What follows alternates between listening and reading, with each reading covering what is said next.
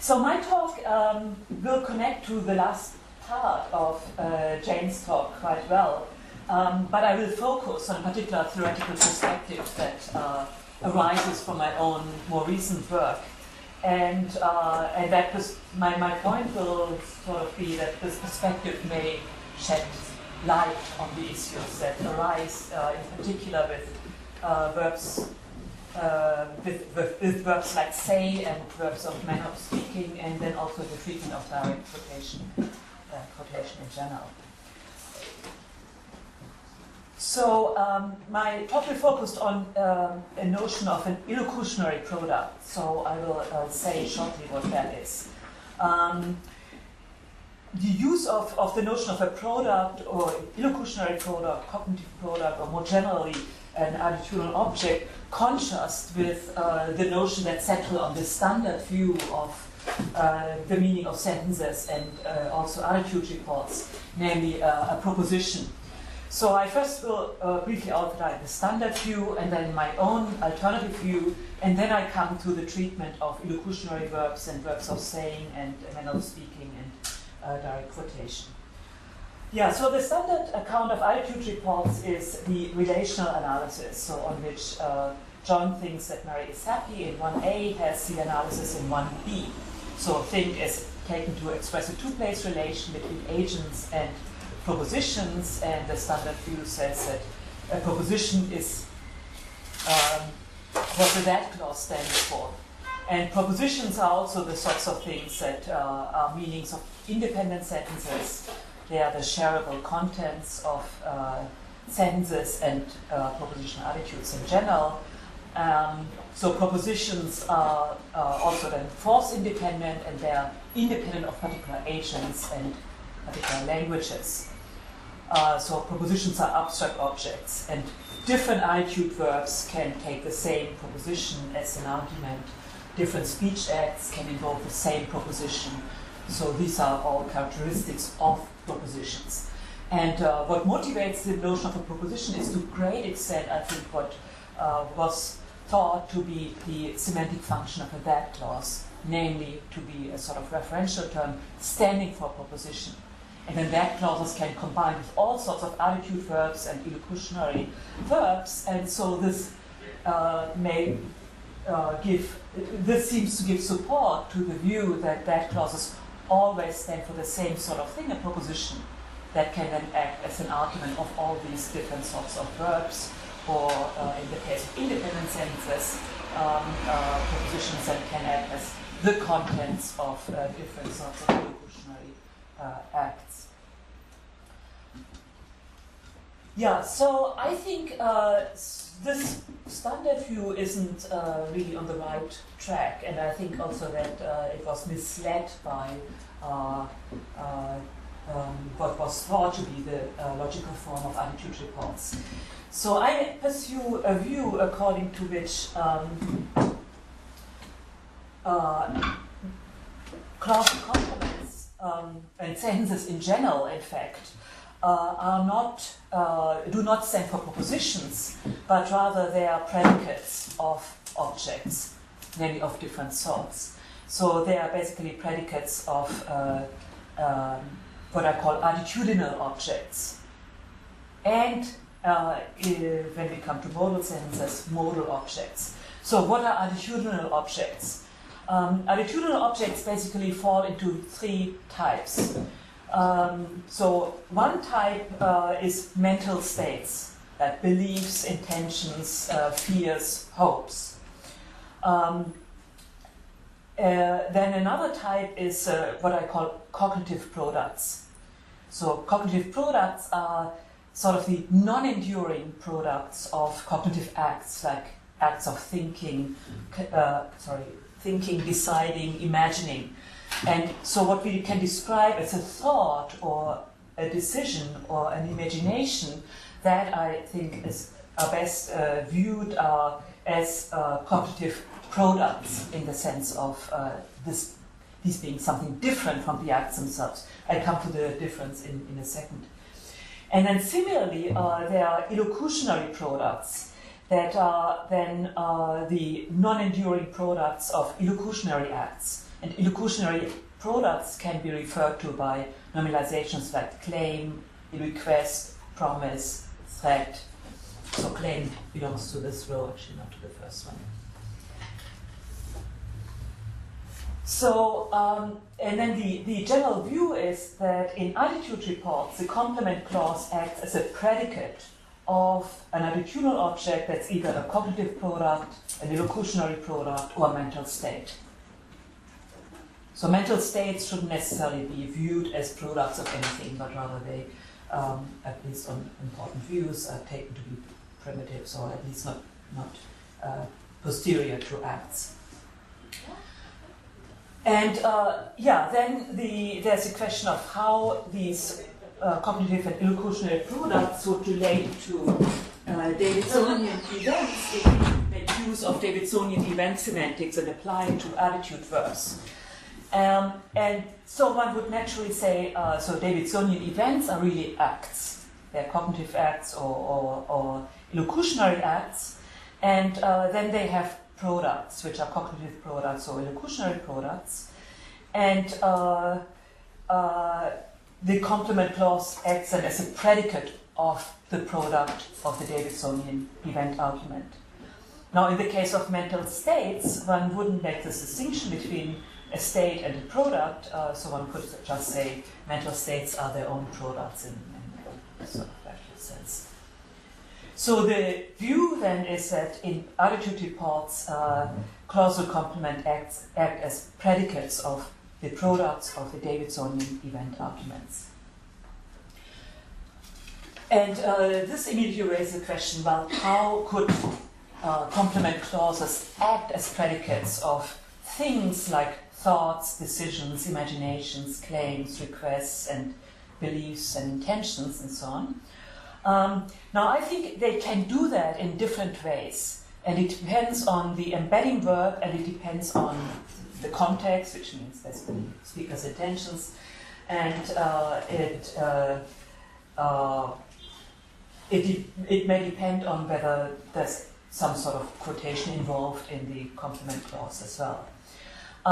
So with some attitudes that are described, complement clauses may specify a product in terms of smaller products, like when a current thought is reported or an illocutionary act like a claim. Then the structure of the thought or the claim may in fact be intentionally reflected in the structure of the complement clause, in which case one can say the complement clause specifies that the claim or the thought consists, say, in a referential act and in a predicational act. But complement clauses can also just specify the truth or satisfaction conditions of an attitudinal object, or maybe the satisfiers or truth makers of an attitudinal object, if one wants to have a somewhat finer grained notion of content. And that's certainly what one wants to have in the case of implicit belief or beliefs that are attributed to animals or small children, to whom one may not want to attribute a particular structure of thought or so. And then one may even have a combination of both. So a complement clause specifying the structure of a thought or illocutionary product, as well as specifying their truth or satisfaction conditions. So then the logical form of attitude reports will look as given in 2 and 3. So John thought that S, here that S is taken to be a predicate of the product of the reported act of thinking. And now think is then just viewed as expressing a two-place relation between acts of thinking and agents. And then the that clause is predicated, no, not of the act, but of the product of the act. And so the that clause then is not treated like an adverbial modifier, but rather it would enter a more complex syntactic relation to the embedding verb, which is interpreted as this predication of the property expressed by the complement clause of the product of the Davidsonian event argument. So we get the logical form in 2b. And this logical form is, in fact, then more overtly reflected in the complex predicate structure in 12c. So John has the thought that S. And in fact, we often have an alternation between simple attitude verbs and these complex predicates, the light verb and then a product nominalization. John offered to do so-and-so, John made the offer to do so-and-so. And sometimes one has only the complex form. So John has the impression that so-and-so. Here we don't have a simple verb, but only the light verb plus a sort of product nominalization that is actually not derived from anything. And illocutionary verbs will be treated similarly, like in 3a, John claimed that S. So again, that S is considered a predicate of the product of the Davidsonian event argument of claim. Claim is viewed as expressing a two-place relation between illocutionary acts and agents, as in 3b. And so that S then is predicated of the product of the illocutionary act. That is the illocutionary product. And then one can get a straightforward account of these nominal constructions of the sort John's claim that S. Here that S, in fact, would just be treated like a modifier. That S is predicated of the object that will be the referent of the entire noun phrase, namely a claim. So as in 4b.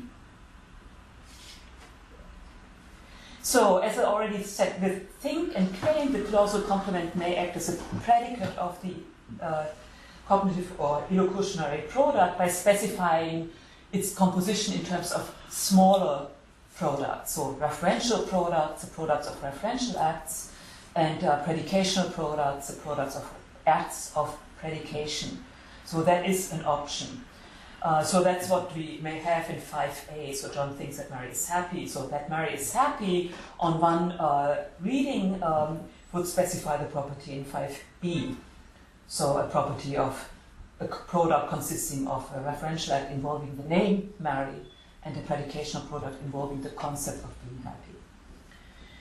And then in the case of implicit belief or implicit desire, the clausal complement may just specify truth conditions, or in the case of desire, satisfaction conditions. And those may in fact be spelled out in terms of truth makers or satisfying actions, and that gives a better, more fine-grained notion of content than just truth conditions in terms of postulatorist.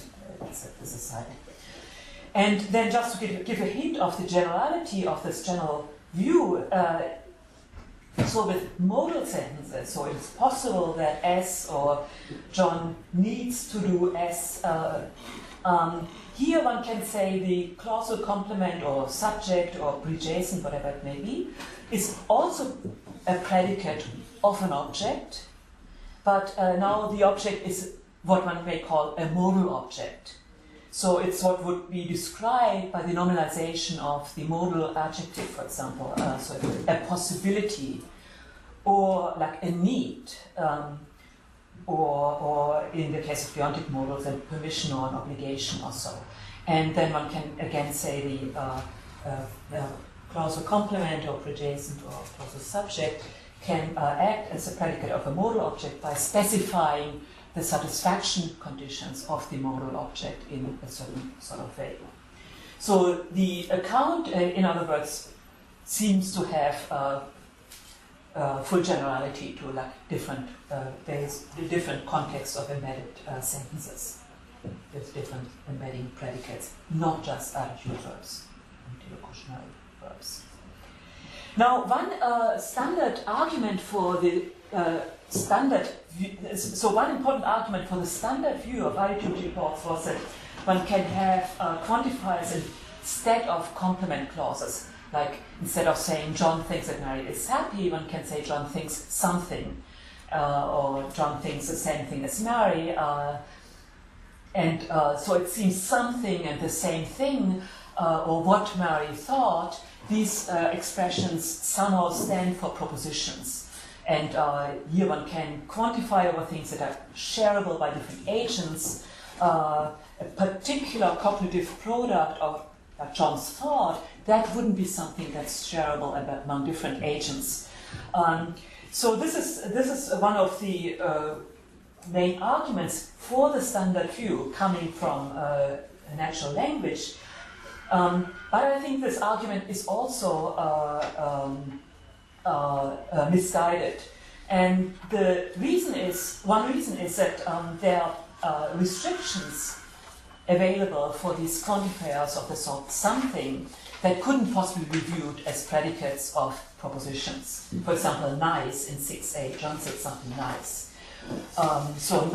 Propositions aren't nice in the way what John said is said to be nice in 6a. And then John said something that caused astonishment. Propositions as abstract objects are not causally efficacious, so this restriction couldn't really be handled either. And also John said something I could not hear very well. Propositions as abstract objects are not objects of perception. So here we get a range of predicates that are just not suited for propositions as abstract objects. So the view, the alternative view would then say something in fact quantifies over illocutionary products, things of the sort of claims or remarks or requests or things of entities of that sort. So these things are quite close to acts. In particular, like acts, they can act as objects of perception, they can be causally efficacious, and they can be evaluated as nice in the right sort of way. So the view would then be that something is in fact a quantifier ranging over, in 6a, illocutionary products, or something close to it. So then we get the analysis in 6b. So that's quantification, existential quantification over Davidsonian event arguments, and then the products of such event arguments. And nice is predicated of such a product. Then the next question would of course be, well, what should one do with reports of sharing of contents, as in 7a, John thought what Mary thought. Now, John's thought is distinct from Mary's thought, so the two cognitive products are distinct. However, they are exactly similar if John and Mary thought the same thing. So John and Mary, in fact, one can say, share a kind of cognitive product, namely the thought that S, if they both thought that S. So the alternative view about this report then is that what is the device that permits reference to a kind of cognitive product, which is what is shared. And then this gives the analysis in 7b, with quantification over kinds of products and then making sure that the kind has instances connecting to John and Mary. Now this would predict, of course, that one couldn't have sharing among different attitudes. Now, to an extent, this seems right, in the sense that so John thinks what Mary hopes, that it is raining, isn't really that good. It's certainly not as good as the standard view would predict. Or John thought what Mary wrote down, namely that it was Sunday. That's very bad, actually. The standard view would say think and write down, both taking bad clause complements, would both take propositions as arguments, but this gives just the wrong prediction. It completely overgenerates when one looks at these reports of apparent sharing of contents. So the alternative view would say, well, in 7D, there's just really no kind around that could be shared by an act of thinking and an act of writing. So a writing and a thinking, they have products that couldn't be viewed as similar. Now, in some cases, it seems one can report sharing of contents of different attitudes, and it becomes more available with focusing and maybe sometimes using adverbial modifiers and so on. So, for example, in 8a, John hopes what Mary fears. With some focus on hope and fear, it's actually quite good to say something like that. Now, the alternative view has an count of that. Namely, it would say, well, the effort of focusing actually indicates that something is going on. And what is going on is decomposition of the attitude verb into a more general sort of predicate, attitudinal predicate, and a modifier that characterizes a product that's of a more general sort. So John hopes what Mary fears roughly then would be analyzed as, so there's a shared belief shared by John and Mary, and John has a positive emotional attitude regarding that belief content, and Mary has a negative emotional attitude regarding that belief content. So roughly speaking, this is what the analysis would amount to, namely the analysis given in 8b. In 8c, we see also a case where sharing seems to be possible with different illocutionary verbs, request and demand.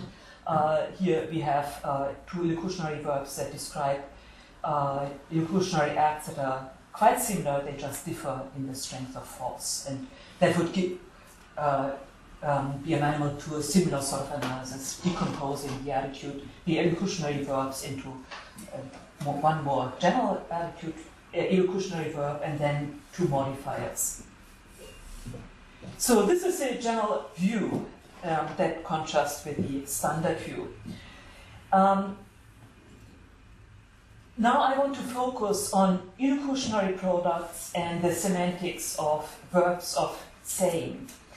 So I first want to say a little bit more about illocutionary products themselves.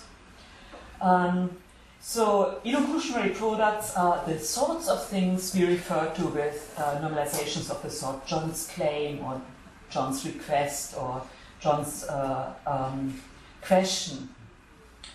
Now, there's a standard view concerning these normalizations, and that is that they are ambiguous. They either stand for an illocutionary act, or else they stand for an abstract proposition. Now, it has been observed that one can have predicates that are indicative of reference to an act, and predicates that are indicative of reference to a proposition. So in 10a, b, and c, we have predicates that would be characteristic of acts. So predicates of causation and perception, and then also, like John made the claim yesterday, so claims can be things that, according to that sentence, come into existence at some point, which would not be the case for propositions. And then in 11, we seem to have predicates characteristic of propositions, so true and predicates of logical relations. So the traditional view would say in 10 there's reference to an act, in 11 there's reference to a proposition. And one can find this view all over in the philosophical and semantic literature. Now, there are a number of arguments against this view. One argument, which is not the strongest, but still it is an argument from co-predication. So one can have a single normalization of an illocutionary verb and have a predicate that seems to be a predicate of a proposition and a predicate typical of acts at once. So John heard Mary's false claim. So the claim is an object of perception and it's said to be false, or something like in 12b. But then there are views of dealing with co-predication that actually would avoid positing an ambiguity. So one might posit a dot object that can be developed into different things or so. But there are other arguments against the ambiguity view, one of which is the predicates of parthood, or expressions that relate to the part-whole structure of an object. So it seems normalizations of illocutionary verbs stand for things that do not have the part structure of acts. So John's claim, when one applies part of to John's claim, one can only pick out partial content, and one cannot pick out a temporal part. So part of John's claim is only can only mean partial content, part of what John claimed. It cannot mean the same as part of John's speech act, which could pick out the temporal part of an act. So here the intuition is very sharp. Part of only picks out partial content with these normalizations of illocutionary verbs. And then another very strong argument is predicates of satisfaction. Normalizations of illocutionary verbs allow for various sorts of predicates of satisfaction, like be fulfilled. And these predicates just do not apply naturally to acts. And also they do not apply to propositions. So Mary's request was fulfilled, that's perfectly good. But the proposition that so-and-so was fulfilled is quite bad, as is Mary's act of requesting. Now, if that wasn't entirely convincing, then one can take another predicate of fulfillment, or rather the lack of fulfillment, namely break. So John broke his promise. That sentence describes the failure of John fulfilling his promise, but one cannot break a speech act. And one cannot break an act of promising. And also, one cannot break a proposition. So it's just totally impossible. So I think these are very strong arguments in favor of just recognizing that normalizations of illocutionary verbs, when they are not of the gerundive sort, like promising or requesting, describe entities that are not acts and they are not propositions, but rather they describe entities of another sort. And these are illocutionary products. So illocutionary products are entities that can have satisfaction conditions. They are entities that can be causally efficacious, that can act as objects of perception. So this is what we already saw. That they are entities that have a part structure that's driven by partial content and not the temporal part structure of events. Now, just quickly, there's an important historical reference in relation to the notion of a product, a cognitive product, and an illocutionary product, and that's Twardowski's paper on actions and products. So Twardowski was a philosopher in early analytic philosophy that drew a distinction between, precisely between an act of thinking and a thought, and an act of promising and a promise, and an act of claiming and a claim. And he thought that it's the latter entities that really play the important role in semantics and philosophy, and not the former ones. So it's the products and not the acts that have the relevant properties. So only products can be true or false. So only claims can be true or false, or judgments can be true or false, not acts of claiming, not acts of judging. And then other sorts of things can be satisfied or not. It's not the act, but rather the product. So a request can be fulfilled, but not an act of requesting. A promise can be satisfied, but not an act of promising. And then, besides their ability of having truth conditions or satisfaction conditions, products are also distinguished from acts in the fact that they enter similarity conditions, provided they are of the same sort, just in case they are the same in content.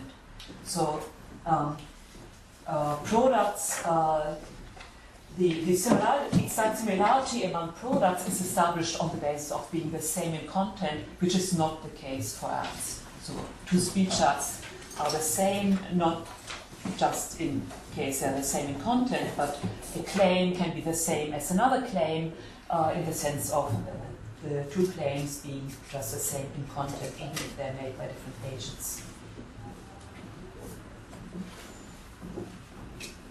So products are very similar to propositions, but they are particulars, they are non-enduring, they don't last beyond the act that establishes them, and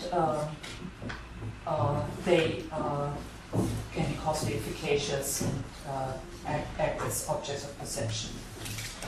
Now, for the semantics of one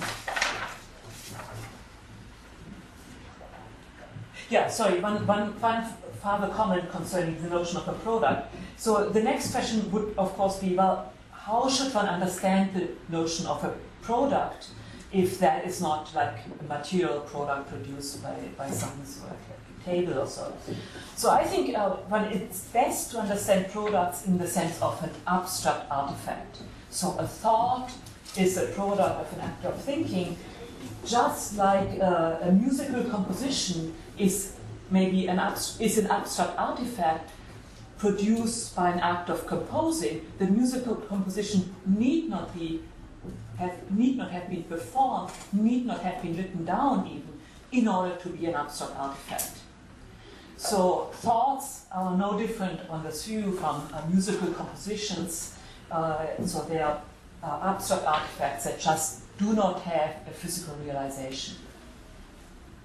And illocutionary products do have a physical realization, and they can act as objects of perception, but they are just non-enduring. So a claim doesn't last beyond the act of claiming. But they would just be viewed as abstract artifacts as well. And what is characteristic of artifacts in general is that they can bear representational and normative properties. It's them that bear those properties, not the acts.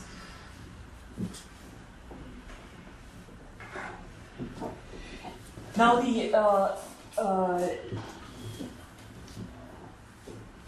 so illocutionary products then are entities that can bear content, so they have representational properties, they can have satisfaction conditions or truth conditions, but they can also act as objects of perception, and moreover they can have a structure that may be reflected by the structure of the that clause that is being used to describe them.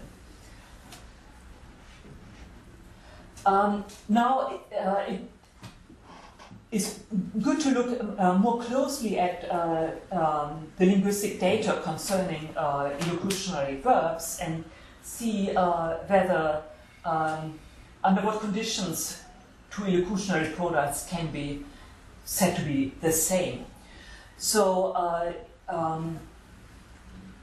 before we had data like John hoped what Mary feared, which is a sense that can be acceptable, so one can now look at reports of sharing of illocutionary acts of the same sort. And we can see that there are similar sorts of data. Like 20A seems to be fine on one reading. So John suggested what Mary asserted with some focusing. So the analysis would be suggest that assert would be decomposed into a more general sort of attitude, general illocutionary predicate, and then we would have two modifiers that distinguish suggest and assert.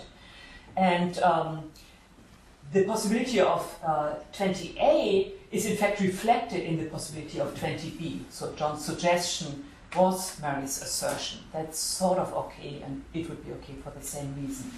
Like the normalization can also be sort of decomposed into a more general term for an illocutionary product, and then two modifiers that just characterize the illocutionary products. And similarly for 21A. And then one can look at illocutionary verbs and like the verb say. And here I think the intuitions are different. So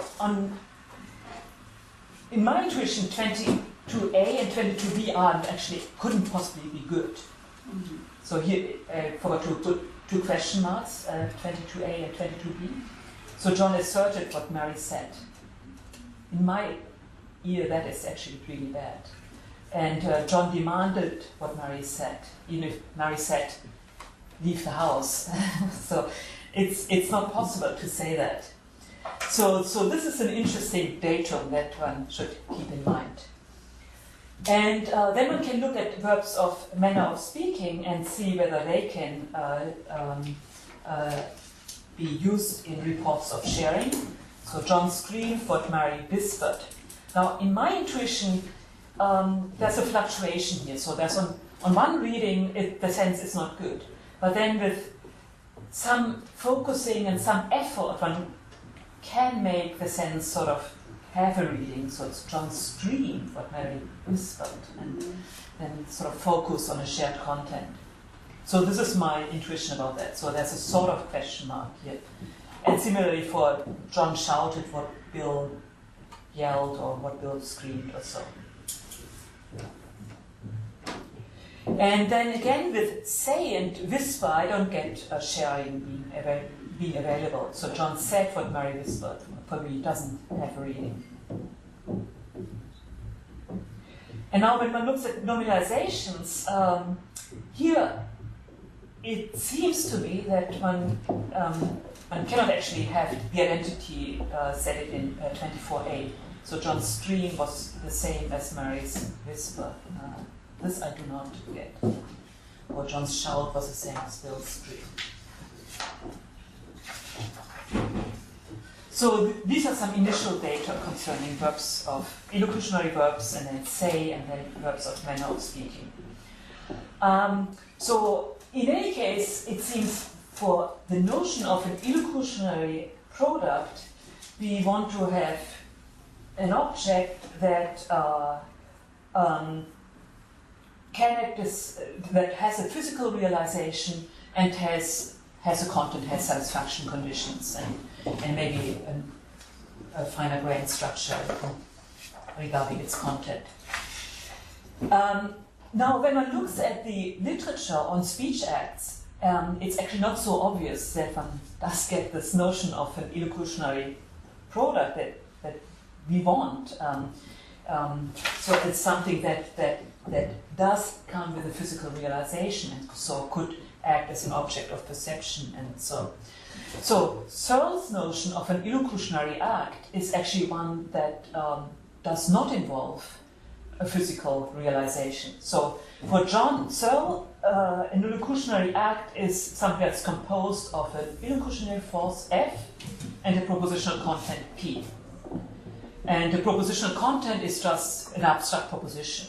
And now the illocutionary force consists in a number of components, none of which involves a physical realization or so. So it first, most importantly, consists in an illocutionary point, which is the aim of the illocutionary act. Like an assertion has as its aim the representation of a state of affair as true. A command has as its aim making of the addressee do something.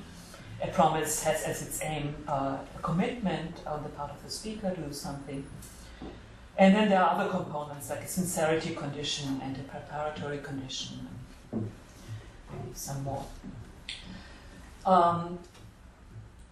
So the question then is, well, if this is the characterization of an illocutionary act, does this give us a notion of an illocutionary product? Well, in one respect, there's a good connection to be drawn. So when one looks at the notion of an illocutionary point, I think here it makes sense to take an illocutionary point to basically be something like the illocutionary product, because it's the commitment, the representation that is the illocutionary point. So the point has exactly the sorts of properties one would attribute to the product. So there's a connection to be drawn, at least with respect to that one component. But now, for the purpose of having a notion of an illocutionary product that also comes with physical realization, this notion of a speech act doesn't give us anything. So Searle's notion of an illocutionary act will not involve something that has a physical realization. And then it will not give us something that would possibly be suited for the semantics of say or manner of verbs of manner of speaking. And then, moreover, it will not give us something for a semantics of quotation that one can develop within this product-based approach. So one can then look at another speech act theorist in the history of philosophy of language, namely Austin. And here we actually do get something that is useful. So Austin distinguished between different linguistic acts of increasingly higher level. So for Austin, there weren't just illocutionary acts, there were also locutionary acts. And locutionary acts consisted in several layers. So there's first of all a phonetic act, like just uttering sounds, just making sounds basically. And then there are phatic acts, which is uttering sounds with the aim of like realizing a phonological or morphosyntactic structure. And then there are more of rhetoric acts. So these are acts of referring to things and saying something about them. So basically referential acts and predicational acts. And so these acts together make up locutionary acts. And then by performing a locutionary act, one can perform an illocutionary act. And more generally, so Austin's acts at these different levels are ordered by a by relation. So an illocutionary act is performed by performing rhetoric acts, which is performed by performing phatic acts, which is performed by performing phonetic acts.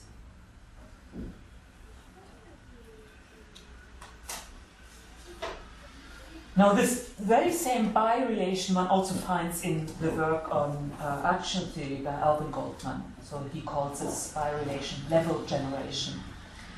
And Goldman actually uses the by relation, this relation among acts, that may be spatial-temporal coincident in order to get a very fine-grained notion of an event or an action. So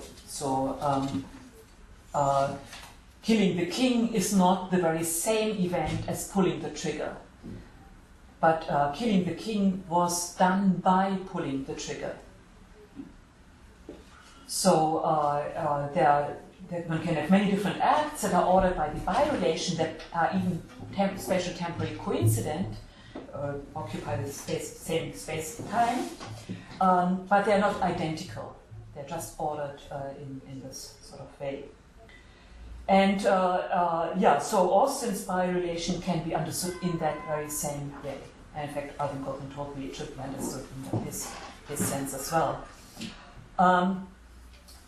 Now one might still ask the question, is the by relation really a form of composition of acts? And I understand actually in reading Austin, it's really meant to be a sort of composition. So an illocutionary act in some sense includes as a non-temporal part, non-spatial temporal part, a locutionary act. And the locutionary act consists in all these other acts, so rhetoric acts and phatic acts and phonetic acts.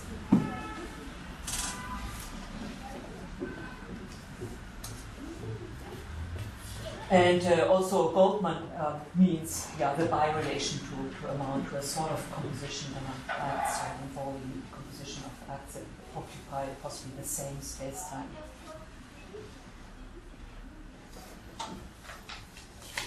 So this would give us a very different notion of an act, and then corresponding notion of a product of an act than Searle's notion of an illocutionary act.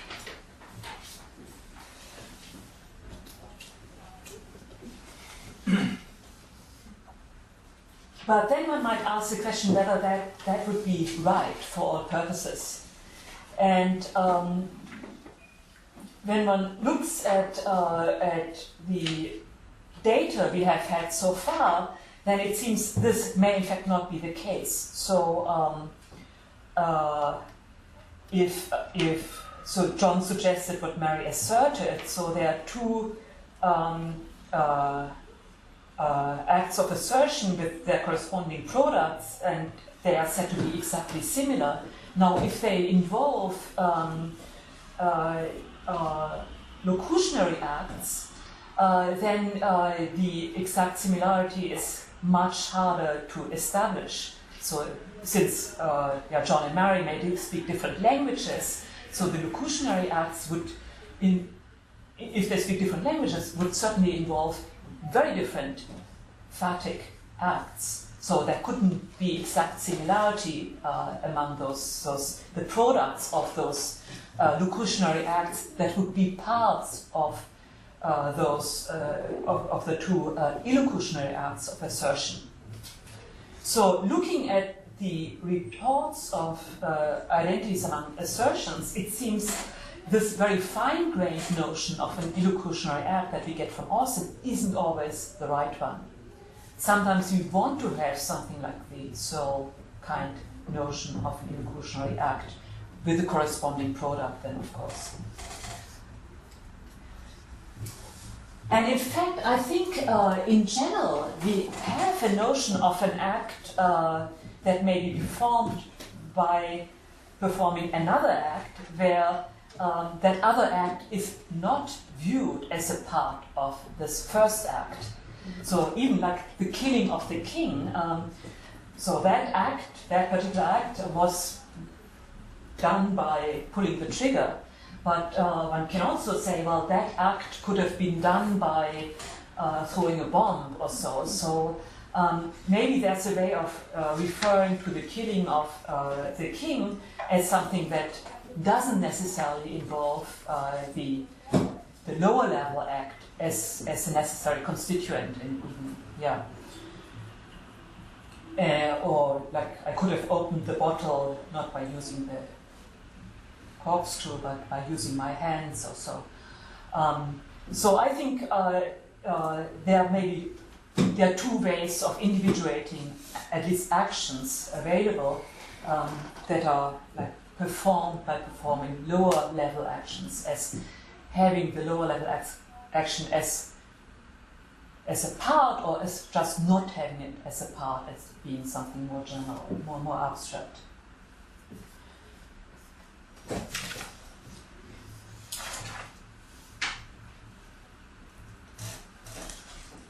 So I think, in fact, for the semantics of illocutionary verbs and verbs of saying, one needs to have one needs to admit a sort of ontological flexibility. So one should make use of illocutionary products that may not include particular locutionary products, but one may also use illocutionary products with particular locutionary products. And then, in addition, I think one also needs just locutionary products that may be part of particular illocutionary products, but one would just make use of the locutionary products themselves. And that's, I think, what one needs for the semantics of the verb say and the semantics of verbs of manner of speaking. And then for verbs of manner of speaking, what may matter also are phatic acts, or rather products of phatic acts. And in fact, in Austin, one finds the view that so indirect quotation, so just that clauses, can just serve to describe rhetoric acts. So, which are referential acts and predicational acts. And then direct quotation can serve to describe phatic acts. So using sounds with the aim of realizing particular linguistic structures.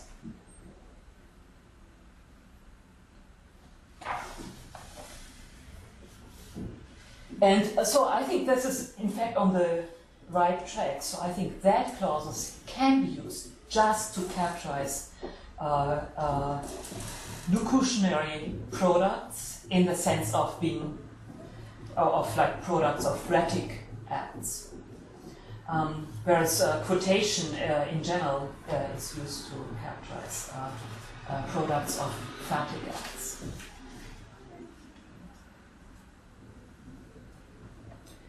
Yeah, so in any case, the next step then is to generalize the notion of a product to these lower level linguistic acts. So not just illocutionary acts have products, but also these locutionary acts. And I think this makes perfectly good sense. So it's the products of phatic acts that have, in fact, should have the relevant properties. So the features that reflect the relevant syntactic structures that are meant to be realized by the utterance of sounds. And in fact, I think the traditional notion of a token is, in fact, to be best understood as the product of a phatic act. So a token is not really meant to be an act, it's a product of a phatic act. So a token should just have the relevant properties, not any properties that go along with the act of uttering sounds, but rather the token should just have relevant properties that go along with the structure that is meant to be realized. So I think the notion of a product of a phatic act was in fact implicitly around in this traditional view. So then one can say for the verb say, what place what a that clause complement applies to is not an illocutionary product, but rather just a locutionary product.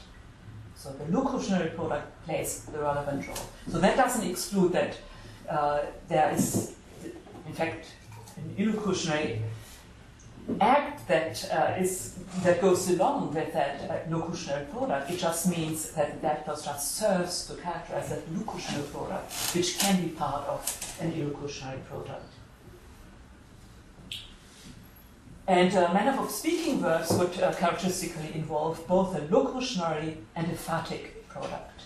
Now these may also be part of an illocutionary product, but the illocutionary product would not play a semantic role for those verbs. And then why can whisper and scream be used to report sharing? So that is because one would say these two verbs allow a decomposition, no, I meant to say, into sort of say and a manner of speaking modifier. And for some reason that is not possible with the corresponding nominalization. So one can then explain why one cannot say John said what Mary asserted, or John demanded what Mary said. That's because say goes with a locutionary product, and demand and assert go with illocutionary products. And a locutionary product cannot be of the same kind as so a locutionary product cannot belong to the same kind as an illocutionary product. So no sharing is possible here. And that's not because the two agents might not have engaged in the same sort of speech act. It's because of the semantics of the verbs involved.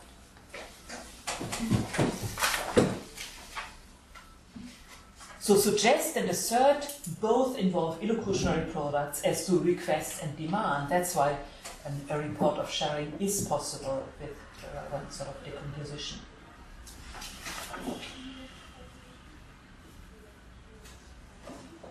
Yeah, and then how do that clauses characterize locutionary products? Well, this is basically what I said already at the beginning in relation to clausal complements of like occurrent think and claim. So that clauses can characterize locutionary products in terms of products of rhetoric acts in Austin's terms. That is, in terms of the composition of a referential product and a predicational product. So I think that clauses can just do that. So that's one thing that they can do. So they can operate below illocutionary products. Yeah, and then there are some more data concerning that I think give support for the semantic role of locutionary products. So, yeah, say and write, two verbs that allow for that clause complements, but they also allow for all sorts of direct quotations as complements, as in 25 and 26.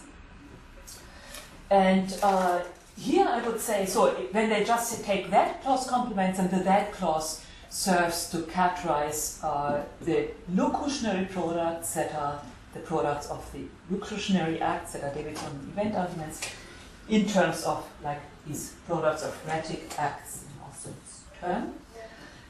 Now when we have direct quotation, then I will make use of a particular view of quotation in general.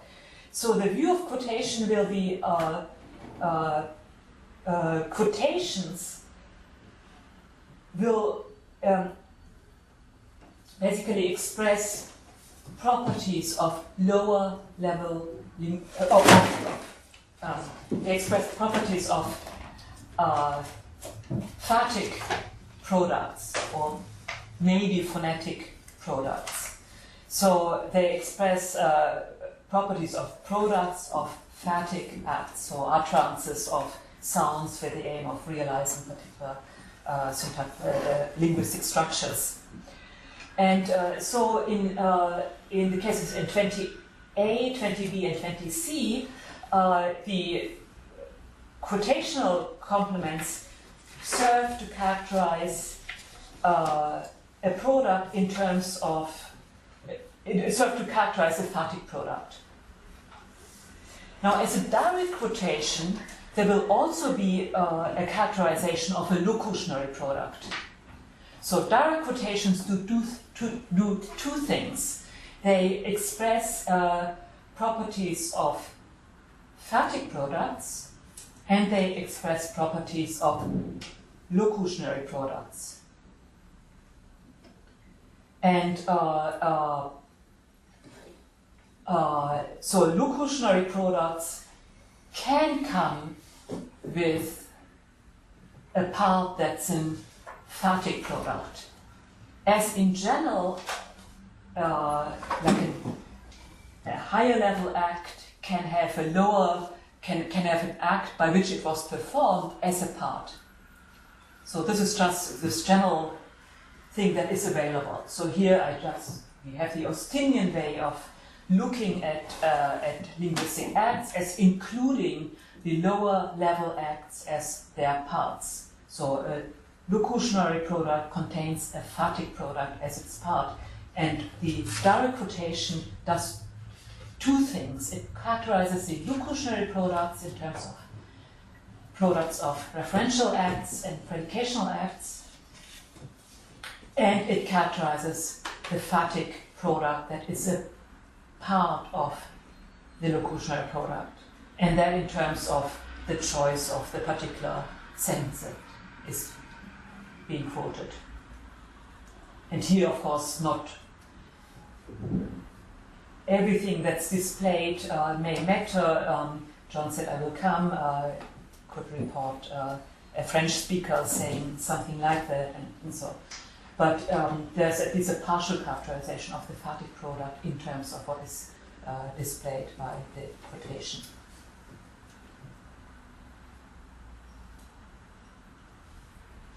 And then, of course, this combination of locutionary product and phatic product can be part of an illocutionary product, but it doesn't play a semantic role.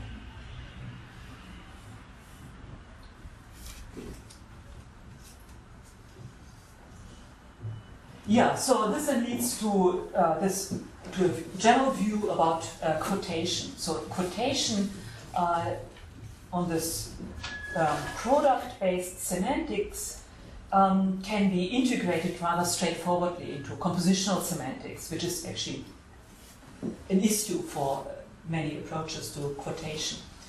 So quotation just means an expression is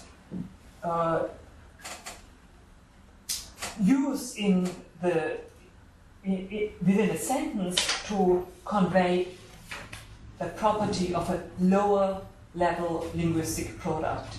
And as such, it has a particular semantic function, so it can be predicated of a product, as we have already seen with direct quotational complements. And that's also what we would have with 28a, which is arguably the case of pure quotation. So Mary said, hey.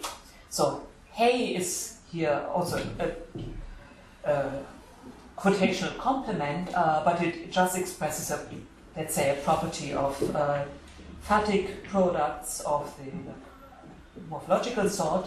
So here, hey, one might say, is predicated of the product of the phonetic act of saying. That's the Davidsonian event argument of say. Here, no locutionary act as a rule, but only a phonetic act.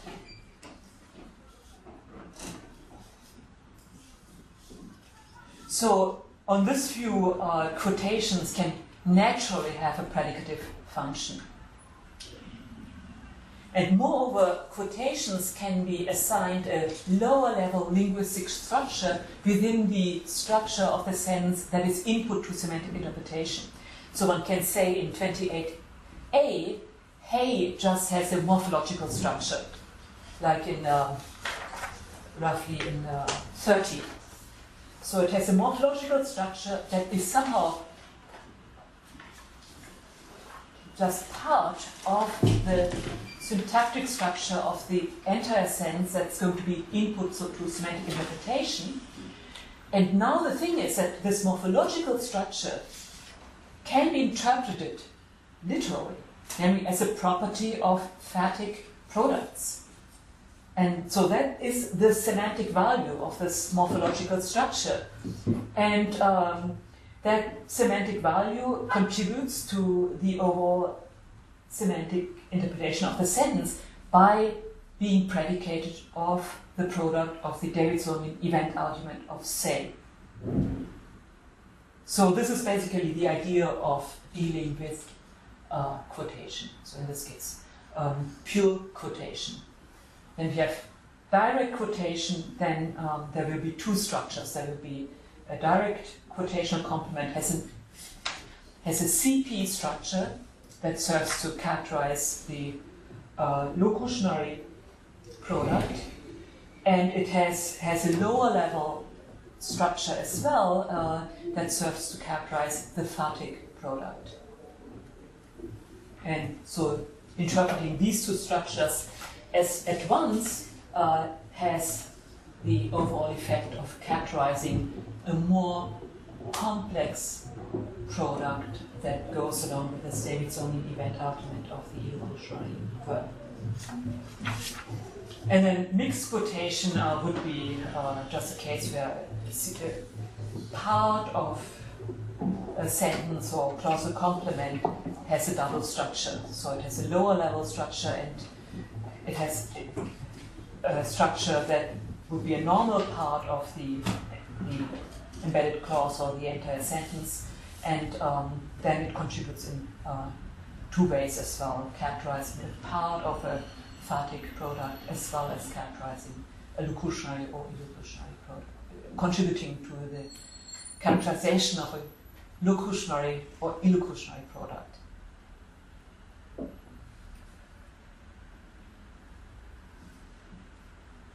Yeah, so the upshot then is that one shouldn't just make use of illocutionary products, but admit a greater range of products for the semantics of verbs of saying of different sorts, so in particular the verbs say and write, and then the verbs of manner of speaking. And then also for the purpose of the treatment of quotation. So one needs illocutionary products as well as locutionary products and phonetic products. And then one should admit the possibility of illocutionary product coming with locutionary products as parts or not coming with them as parts. So that would be the theoretical options that present themselves.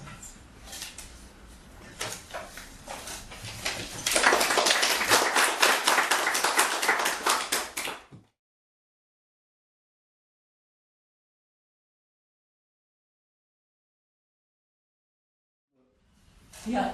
Very possibly simple question about 4. You said that there maybe still some typos. I'm wondering in 4b, is there the predicate product? Yeah, exactly. Missing, Yeah. So that S should be played. No.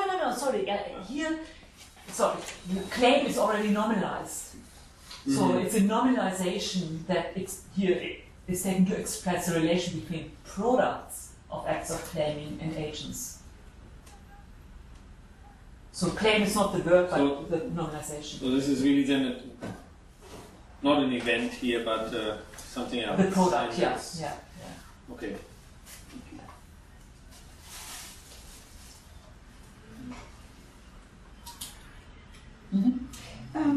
Is there a connection between so in something like John claimed that the earth is flat, whatever.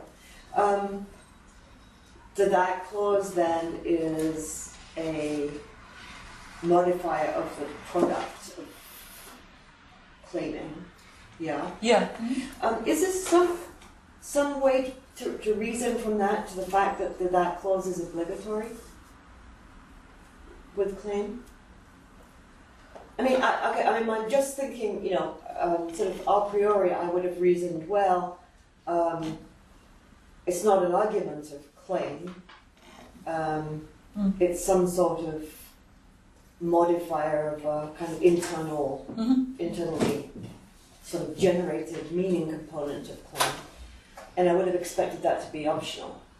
I mean, just kind of without... Yeah, but even adverbials need not be optional, so behave requires. Right. So I But they are in general. I mean, right? I mean, like most. I mean, in general, adverbials. All right. I guess I'm just thinking: is there, how do we map this onto kind of concrete predictions about the complementation patterns that we would find? And then I guess the theory doesn't really say it should be optional or it should be obligatory. It wouldn't be derived from the semantics. It's Yeah,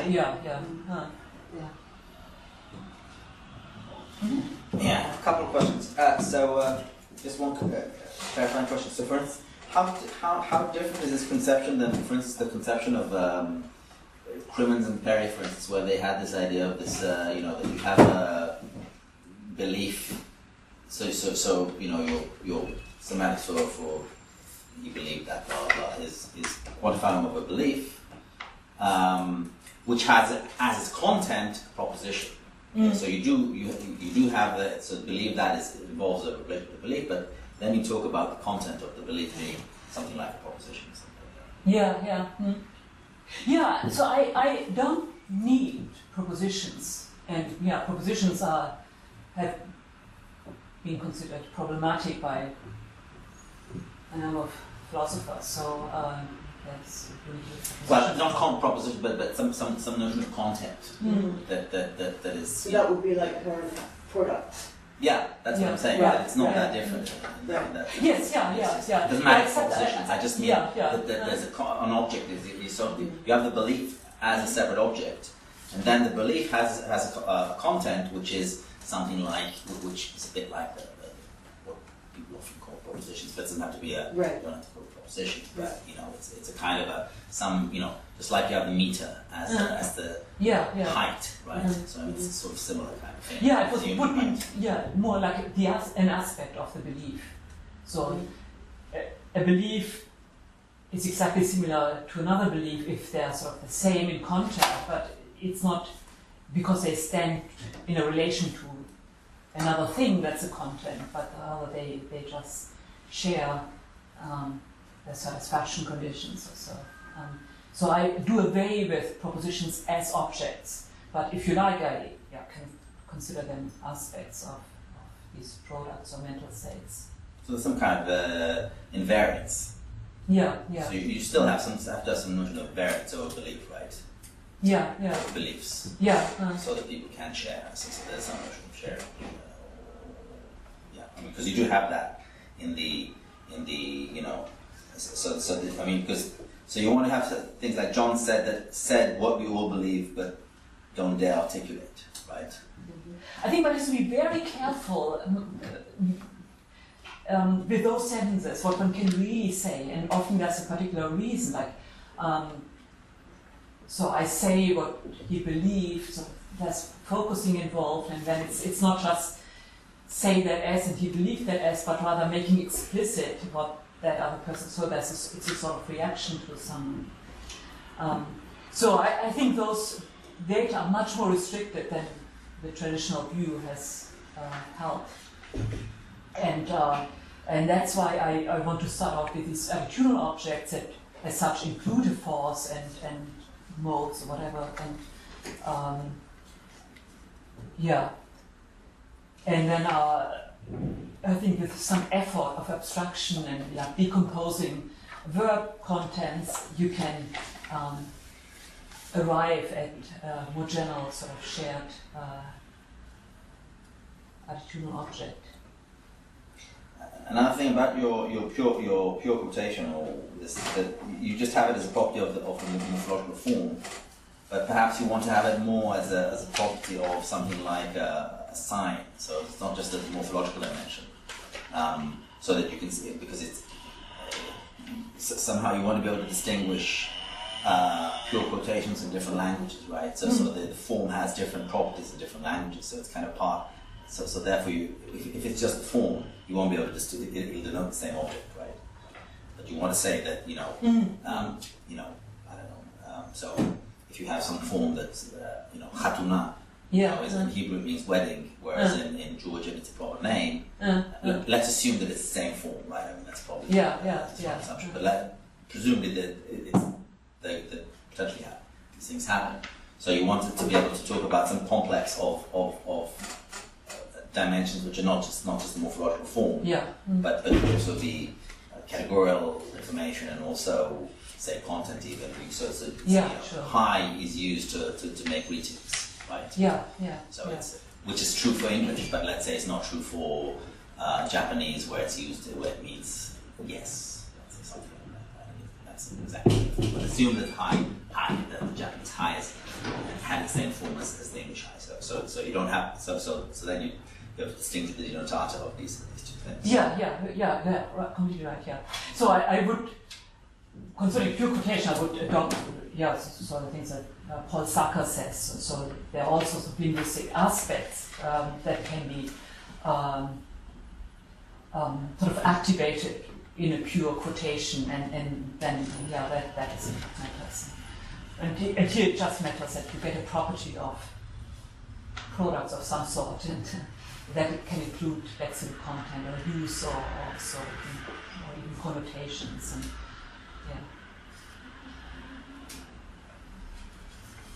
And it will always be a non-integrated part of syntax, but on this view it has an interpretation.